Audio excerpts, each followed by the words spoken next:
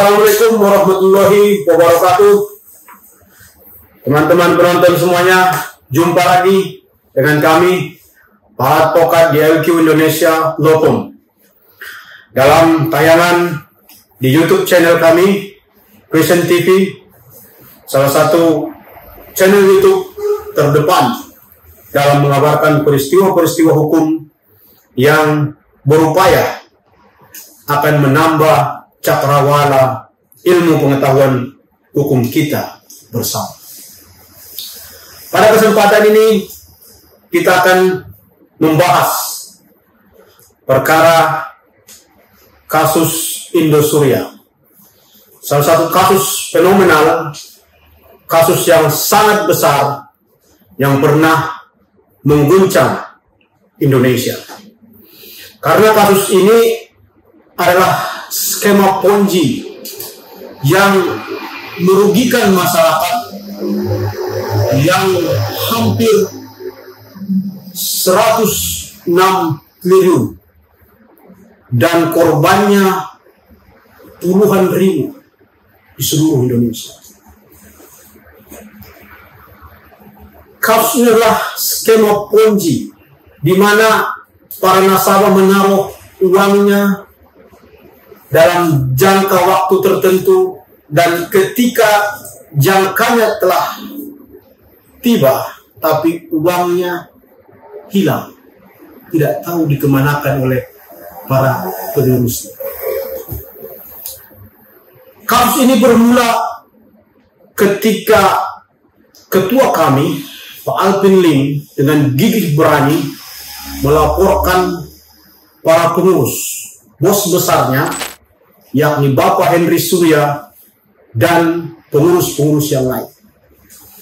Ketika dilaporkan dan ditangani oleh Barreskrim Polri dan dilimpahkan ke kejaksaan, maka jaksa waktu itu mengembalikan berkas itu dalam bentuk P19 dengan arahan jaksa kala itu,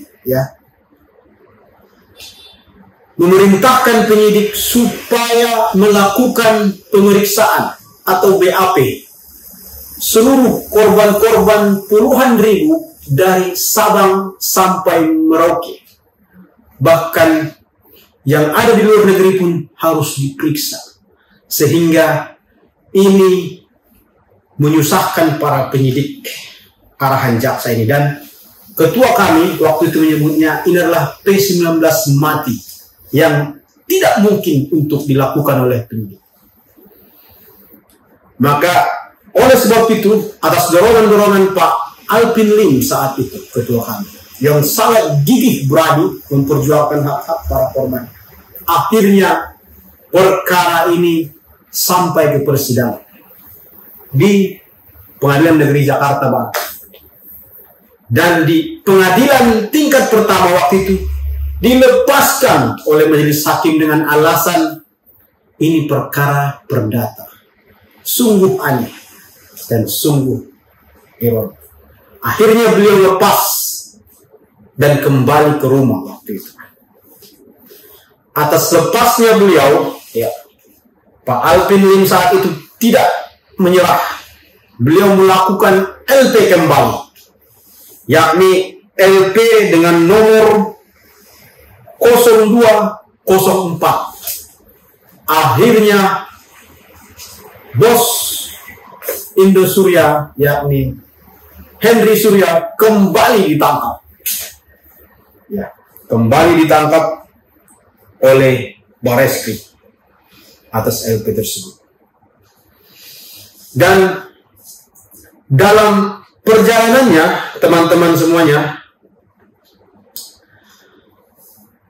atas lepasnya di pengadilan tingkat pertama, akhirnya kasus ini mendapat atensi dari pemerintah, yakni Bapak Presiden, Bapak Menko Polhukam, Pak Mahfud MD, karena didorong oleh Pak Alvin Lim dengan tindakan-tindakan yang sangat luar biasa, termasuk melakukan demo beberapa kali di kantor Kejaksaan Agung, demo beberapa kali di kantor Barreskrim Mabes Polri.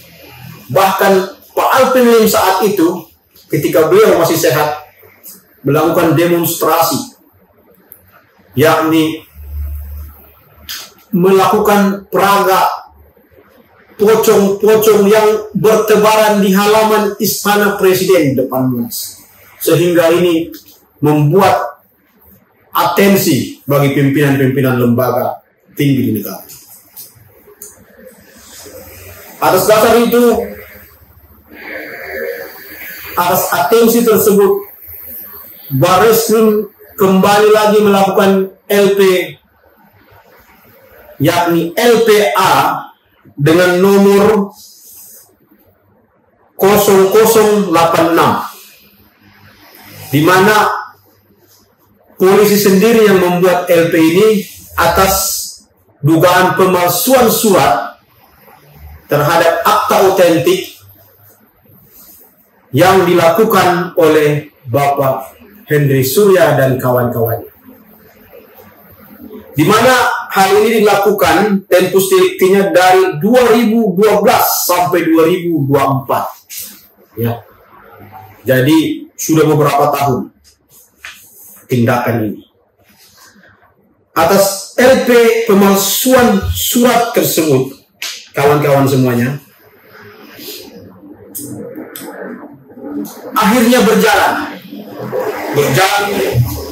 demi waktu, dan pada 12 Mei 2023 Dir Tipidexus Barreskrim Polri saat itu melakukan konferensi pers, ya, di mana dalam konferensi pers tersebut menyatakan bahwa untuk LP 0086 telah dilakukan tahap 2, telah diserahkan kepada jaksa penuntut umum.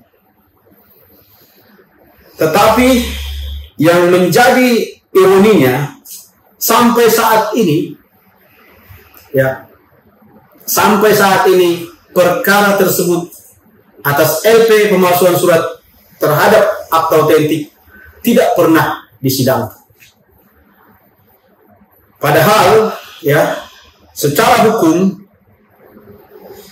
menurut ketua kami waktu itu, bahwa LP 86 ini sangat janggal. Bapak Ketua Pak Alvin Lim saat itu menyatakan apakah nomor ini kebetulan atau tidak, karena LP 0086 ini adalah salah satu kode yang dilakukan oleh oknum-oknum penegak hukum, di mana oknum-oknum tersebut akan melakukan deal di belakang dengan intervensi kekuatan uang, ya, makanya disebut 86 gitu, teman-teman semua.